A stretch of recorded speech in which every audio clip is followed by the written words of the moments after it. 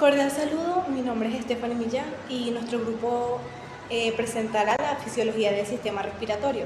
Comenzaré con la confirmación anatómica. El aparato respiratorio está compuesto por la tráquea, dos bronquios, que es un bronquio que se ramifica en cada pulmón, los pulmones y los bronquiolos, que son las vías respiratorias más pequeñas en los pulmones. El pulmón derecho tiene 3 lóbulos y el pulmón izquierdo tiene 2 lóbulos. Incluye el diafragma y los músculos del tórax, la nariz y la boca, la faringe y la tráquea, el árbol bronquial y los pulmones. También se encuentran involucrados el torrente sanguíneo, el corazón y el cerebro. El torrente sanguíneo capta el oxígeno de los pulmones para distribuirlo al resto del cuerpo y regresa el dióxido de carbono hacia ellos para su remoción. El corazón crea la fuerza para desplazar la sangre a la presión y velocidad adecuada a través de todo el cuerpo. El fino funcionamiento del sistema completo es regulado por el cerebro y el sistema nervioso autónomo. El aire que contiene el oxígeno entra al cuerpo a través de la nariz y la boca. De ahí atraviesa la faringe o garganta en su camino hacia la tráquea. La tráquea se divide en 2 vías aéreas principales, llamadas bronquios, los cuales llegan a los pulmones, uno al pulmón derecho y otro al pulmón izquierdo, como ya había dicho. Los bronquios se subdividen o ramifican en varias ocasiones formando bronquios más pequeños, quienes a su vez se vuelven a ramificar en varias ocasiones, formando bronquiolos. Estos bronquios y bronquiolos se denominan el árbol bronquial, debido a que las subdivisiones o ramificaciones que sufren se parecen a las ramificaciones de un árbol, solo que en una posición inversa. Después de alrededor de 23 divisiones, los bronquiolos terminan en los conductos alveolares. Al final de cada conducto alveolar se encuentran cúmulos de alveolos, que son los sacos alveolares. El oxígeno transportado a través del sistema respiratorio es finalmente transportado al torrente sanguíneo a nivel de los alveolos. La tráquea, los bronquios principales y aproximadamente la primera docena de divisiones de los bronquios más pequeños tienen ya sea anillos o placas de cartílago en sus paredes que les evitan colapsarse o que bloqueen el flujo de aire. El resto de los bronquiolos y los alveolos no tienen cartílago y son muy elásticos. Los vasos sanguíneos del sistema de la arteria pulmonar acompañan a los bronquios y a los bronquiolos, y estos vasos sanguíneos también se ramifican en unidades cada vez más pequeñas hasta terminar en capilares, los cuales se encuentran en contacto directo con los alveolos, como que profundizando un poco más en lo que ya mencioné anteriormente. Un poco sobre lo que son las funciones del sistema respiratorio. El sistema respiratorio cumple con varias funciones. Entre estas tenemos lo que es describir el intercambio de oxígeno y dióxido de carbono con la atmósfera. Se encarga de relacionar lo que es el intercambio de gases con el metabolismo de los tejidos del cuerpo. Otra de sus funciones es listar las funciones de los pulmones, describir las funciones y estructuras de las vías de conducción y la unidad alveolo-capilar en la pared torácica. Tenemos lo que se encarga de describir lo que es el inicio de la respiración en el sistema nervioso central y la inervación de los músculos respiratorios. También se encarga de lo que es proporcionar el oxígeno necesario para que el ser humano viva. Lo que es que al inhalar la persona lo que hace es aspirar el oxígeno, y este sistema es el que se encarga de transportarlo hasta la sangre para proveer a oxígeno a los diferentes órganos del cuerpo. Otra de sus funciones es lo que es eliminar el dióxido de carbono del mismo mediante la exhalación del aire, calentar el aire que se aspira, filtrar lo que es y limpiar el mismo oxígeno. Las principales funciones del sistema respiratorio es obtener oxígeno a partir del ambiente externo y así poderlo proporcionar a la célula. Elimina lo que es del organismo el dióxido de carbono producido por el metabolismo celular. El sistema respiratorio podemos decir que entonces está compuesto por lo que es los pulmones, las vías aéreas de conducción, las partes del sistema nervioso central relacionadas con lo que es el control de los músculos de la respiración y la pared. Buenas tardes, soy Alexandra Sosa y hoy me gustaría hablar sobre la respiración externa. Este proceso implica el intercambio de gases entre los pulmones y el torrente sanguíneo. En los pulmones el oxígeno se intercambia por dióxido de carbono residual a través del proceso de respiración externa. Este tiene un lugar los cientos de millones de sacos microscópicos llamados alveolos. El oxígeno del aire inhalado se difunde desde los alveolos a los capilares y pulmonales que los rodean. Se es una de las moléculas de la hemoglobina y los glóbulos rojos. Luego se bombea el torrente sanguíneo. Mientras tanto, el dióxido de carbono de la sangre desoxigenada se difunde de los capilares a los alveolos y luego se elimina por la exhalación. La respiración externa es un proceso esencial para la vida humana y uno que a menudo damos por sentado. Sin ella no podríamos absorber el oxígeno que necesitamos para sobrevivir. Ahora voy a hablar sobre el proceso de respiración interna. La respiración interna es el intercambio de gases en el torrente sanguíneo y los tejidos corporales. El oxígeno es transportado a las células por los glóbulos rojos y el dióxido de carbono residual se elimina a través de la respiración interna. Este proceso comienza con la sangre oxigenada que llega a los capilares estrechos donde los glóbulos rojos liberan oxígeno que se difunde a través de las paredes de los capilares hacia los tejidos corporales. Mientras tanto, el dióxido de carbono se difunde desde los tejidos hacia los glóbulos rojos y el plasma, y la sangre desoxigenada transporta el dióxido de carbono de regreso a los pulmones para ser eliminada. A través de este ciclo de oxigenación y desoxigenación, la respiración interna mantiene el cuerpo funcionando y saludable. Gracias. Mi nombre es Daniel Pérez y les vengo a hablar sobre las etapas de la respiración. Los dos pulmones son los principales órganos del sistema respiratorio.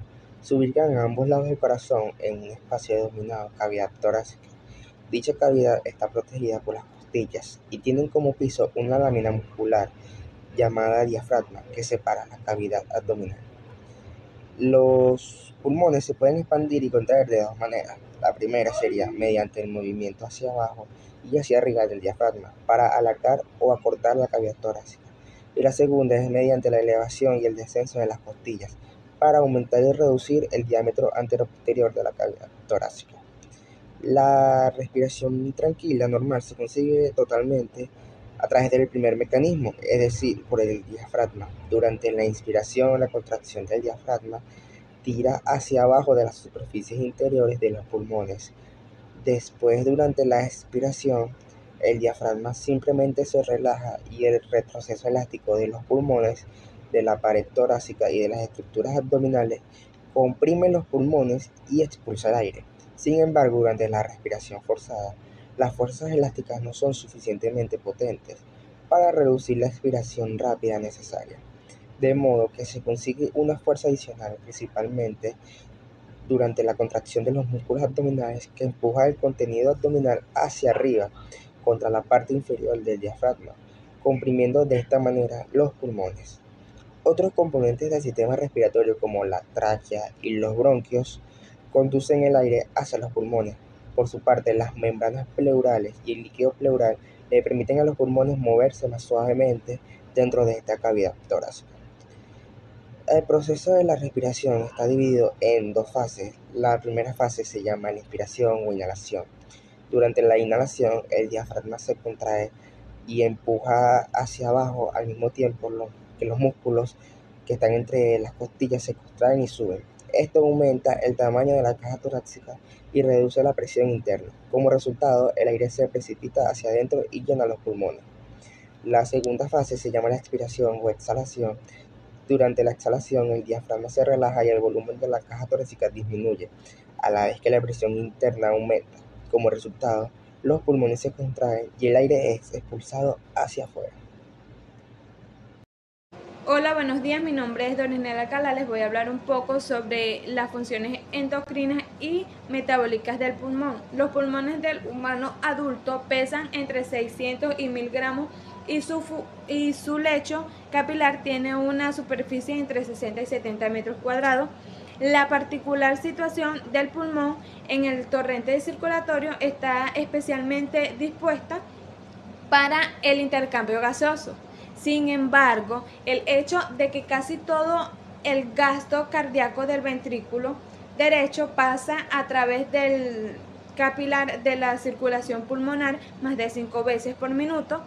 Favorece otro tipo de funciones como el filtrado de sustancias que viajan por el torrente circulatorio o la metabolización de compuestos químicos transportados por la sangre.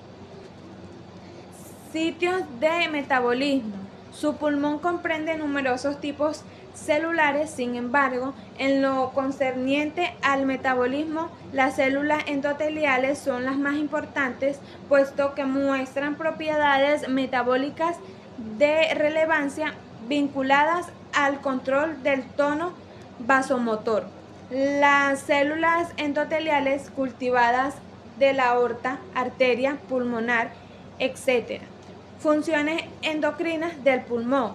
El pulmón, por su ubicación central en la circulación, presenta la capacidad de liberar al torrente circulatorio sustancias endógenas, emulando a una glándula endocrina. La liberación del factor de von Willebrand y su plasminógeno activador celular del endotelio pulmonar al torrente circulatorio del pulmón derecho y ser consideración una función endocrina. La función endocrina refleja también el desorden en la circulación pulmonar de su mediador formado por el tejido pulmonar con propósito de uso en el pulmón.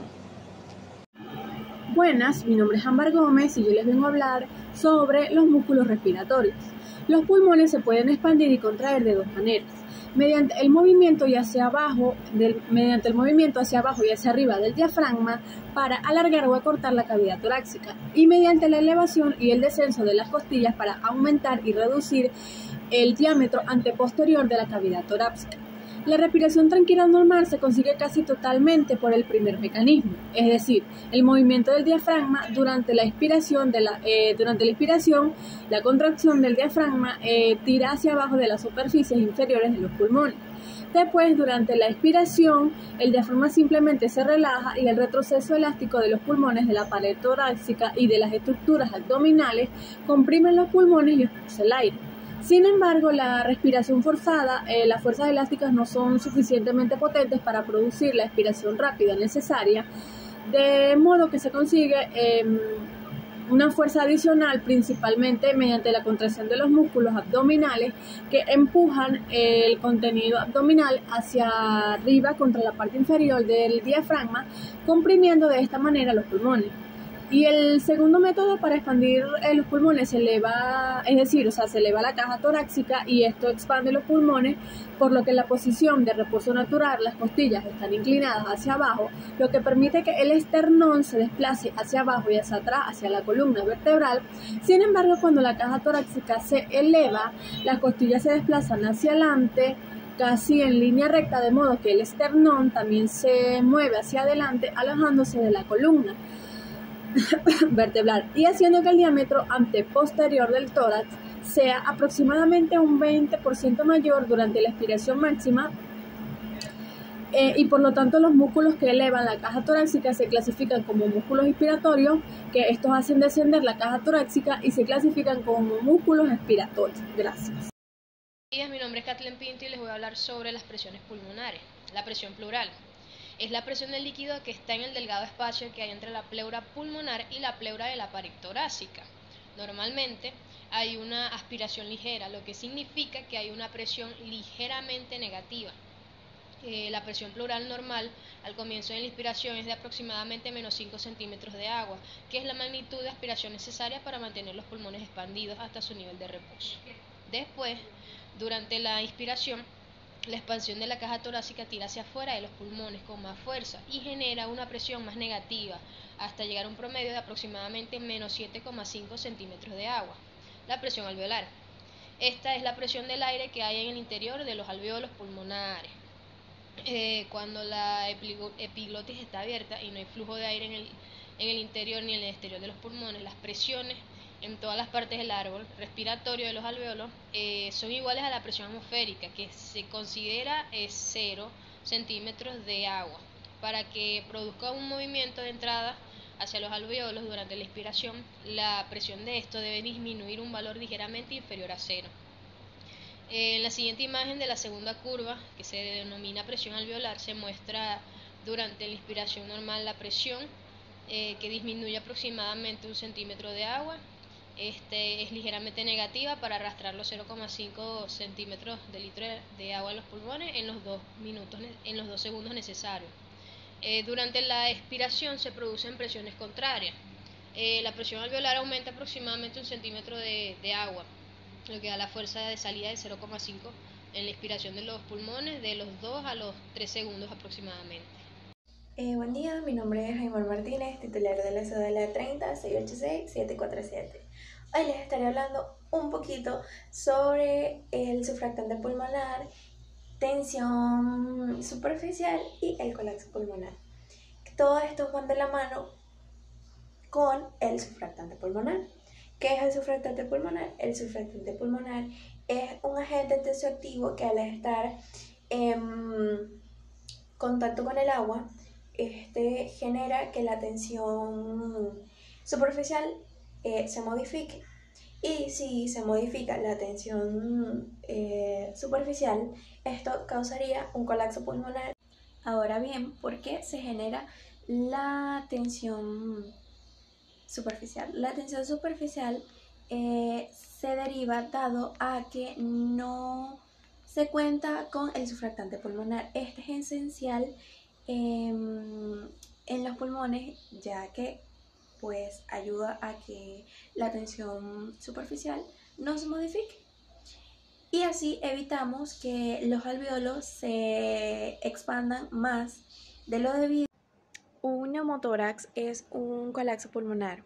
¿Por qué se genera esto? Se genera a través de que se filtra aire entre el espacio que hay entre los pulmones y la pared torácica. Al filtrarse el aire se genera obviamente una expansión en la parte externa del pulmón y causa un colapso. Un neumotórax puede ser un colapso pulmonar completo o un colapso de solo de una parte del pulmón. Buenas, mi nombre es Humberto Rodríguez y yo les estaré hablando de lo que viene siendo la adaptabilidad de los pulmones y pared torácica. Cabe destacar la importancia de la adaptabilidad de los pulmones y cavidad torácica, ya que esta surge con diferentes cambios en lo que viene siendo presión y volumen, en lo cual esta aumenta o disminuye lo que viene siendo la actividad de los pulmones, lo cual puede generar diversas enfermedades como puede ser la fibrosis pulmonar. Cuando nosotros inspiramos el aire de nuestro entorno, en su mayor parte esto viene siendo 3 tipos de gases, lo que viene siendo el nitrógeno en su mayor parte, pero que nuestro cuerpo no utiliza, ya no que sea en casos extremos, el oxígeno y el dióxido de carbono en muy pequeñas partes. Al momento de entrar en nuestros pulmones, gracias a los alvéolos, esto es transportado a lo que viene siendo nuestros glóbulos rojos, en lo cual el dióxido de carbono lo que va a hacer al interactuar con la sangre y el agua, gracias a una enzima, va a generar bicarbonato. En cambio, el oxígeno va a ser transportado a lo que viene siendo nuestro torrente sanguíneo, llevado por nuestras venas sistemáticas a lo que viene siendo nuestras células, en lo cual las células solo van a tomar el oxígeno necesario y van a expulsar el dióxido de carbono. Al momento de realizar este intercambio gaseoso, lo que viene siendo el oxígeno en nuestras venas sistemáticas van debido a la disminución del oxígeno en nuestras venas, esto lo que va a generar un aumento en lo que viene siendo el dióxido de carbono en nuestro torrente sanguíneo, en lo cual esto va a llevar que la sangre sea enviada a nuestro corazón, en lo cual va a ser el proceso de dirigirlo mediante nuestras arterias pulmonares, llevando a nuestros pulmones y expulsándolo al medio que se encontraba antes, o sea, nuestro exterior. Mi nombre es Anthony Pérez y les voy a exponer sobre el trabajo de la respiración. Si bien sabemos, es un tema bastante complejo, ya que no solamente abarca los pulmones, sino también parte de nuestra tráquea, la nariz y demás partes como los alvéolos y los bronquiolos. Todo empieza al principio cuando nosotros inhalamos el aire de nuestro alrededor y exhalamos el dióxido de carbono, que si bien sabemos, el dióxido de carbono, el CO2, es dañino para nuestro cuerpo e incluso puede llegar a ser tóxico para las células de nuestro cuerpo. La respiración está dividida en dos, la externa y la interna. La externa es la más sencilla, ya que esta es al momento que nosotros respiramos el aire, pasa por nuestra nariz, que la nariz contiene pequeños cilios, que son los pelitos que conseguimos en la nariz, que esto lo que hacen es filtrar cualquier momento que pase ya sea una bacteria o algún polvo que pueda dañar nuestros pulmones, no logre pasar. También está la interna, que esta es más compleja, o sea, es mucho más compleja, ya que aquí vienen ya los bronquiolos, alveolos, parte de nuestros pulmones como tal, que es donde ocurre el proceso de intercambio de gases. Que si bien sabemos, el intercambio de gases es lo principal que tiene de trabajo nuestro pulmón.